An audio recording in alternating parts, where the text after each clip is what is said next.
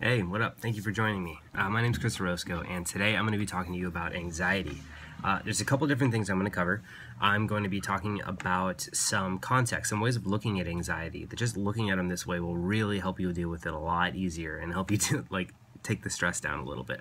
And I'm also going to give you a practical tool that's going to really help change your life more than just dropping down the anxiety, but can completely change everything about your life. And that practice is meditation. And specifically in the context of anxiety, the reason meditation helps is because it allows you to focus on something other than your thoughts.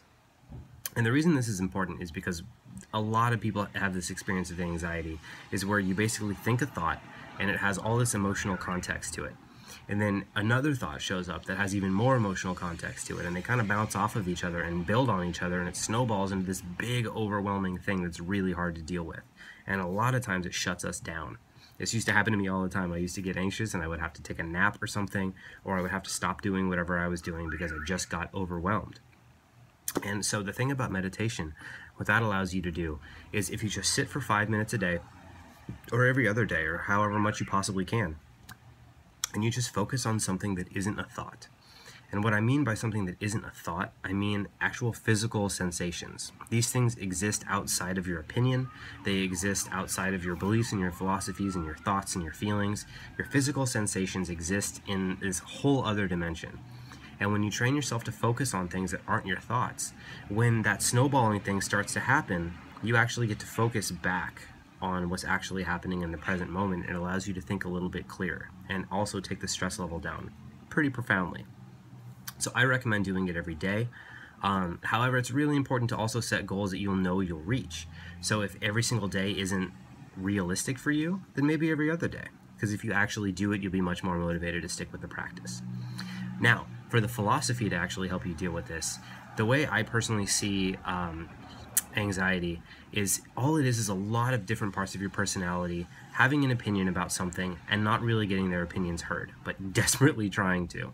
And so one speaks up and it's really loud, and then the other speaks up and it's really loud, but none of them are really ever getting to express themselves. None of these different parts of their personalities, of your personality, are really getting their say. They're not really getting heard, they're not really getting understood, and the lesson and the inner wisdom that they're actually offering you is never really getting integrated, because there's too busy fighting each other. And so what you can actually do is you can start writing these things out. And in the beginning, it may look like a big fucking mess, because it's going to be just nonsense of all these different ideas and all these different concepts and all these different parts of your personality battling it out. But if you stick with the practice and you get it out enough, you'll actually start to find that there's some really good ideas there, because this is all your inner wisdom trying to speak to you, trying to help you guide your way through life. But it's just having a little bit of a hard time because you're not fully allowing all these different parts of your personality to have their say, so you can listen.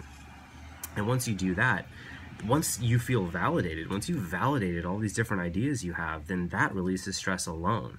And so not only does the anxiety die down, the stress levels die down, but also you're actually able to move forward in your life, making decisions based on a much wider range of information. So you're able to guide yourself through life a lot better. And so that way of looking at anxiety not only allows you to deal with the uncomfortable experience of anxiety, but allows you to take it from something that's a really negative impact on your life to something that can actually become a tool and an ally for growth. So I hope this helped. Just to recap real quick, 5 minutes of meditation as often as you can, and just giving all these different things, all these different parts of your personality, a voice, and allowing them to be heard so you can learn from them and integrate the wisdom into your life. Those things should dramatically help your experience of anxiety. And again, my name is Chris Orozco. I'm really grateful to be sharing this information with you. Let me know if this helps, let me know if it doesn't, and also if there's any other things you'd like me to cover. I'd be happy to, because I really love doing this. So thank you so much. I love you. I'll see you next time.